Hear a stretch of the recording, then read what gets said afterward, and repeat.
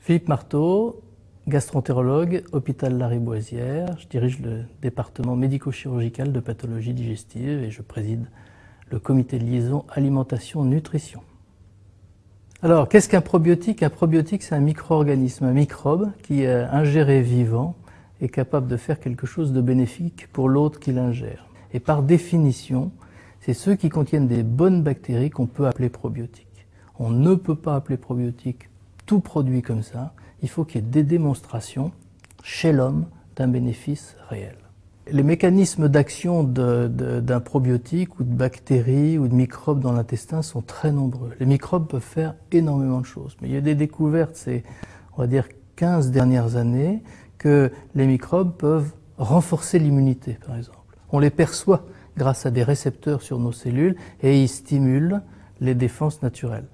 Dans certains cas, c'est même utile et il peut être montré que ça aide à renforcer les défenses de l'hôte et dans d'autres cas, ce n'est pas le cas. Il y a des probiotiques aussi qui modifient le transit dans l'intestin, qui peuvent accélérer le transit ou ralentir le transit, et d'autres encore qui ont montré qu'ils peuvent moduler la douleur, la sensibilité de l'intestin. Oui, les découvertes sur la flore intestinale, effectivement, sont de plus en plus nombreuses, y compris celles avec les probiotiques.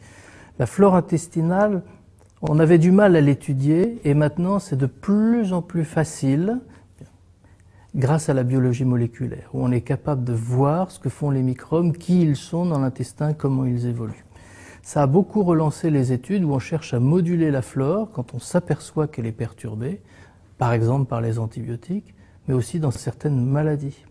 Et l'une des façons de moduler la flore, c'est de rajouter des nouvelles espèces microbiennes, de rajouter des probiotiques. Donc là encore, beaucoup d'études très sérieuses, des essais contrôlés chez l'homme avec de la biologie moléculaire. Il y a tout un dégradé entre l'alimentation de tous les jours et le bien-être, et puis la maladie et les médicaments. Et au sein de ce dégradé, utiliser des aliments fonctionnels est tout à fait logique et les probiotiques font partie de cette nouvelle façon de s'améliorer en étudiant les effets des aliments, notamment fonctionnels.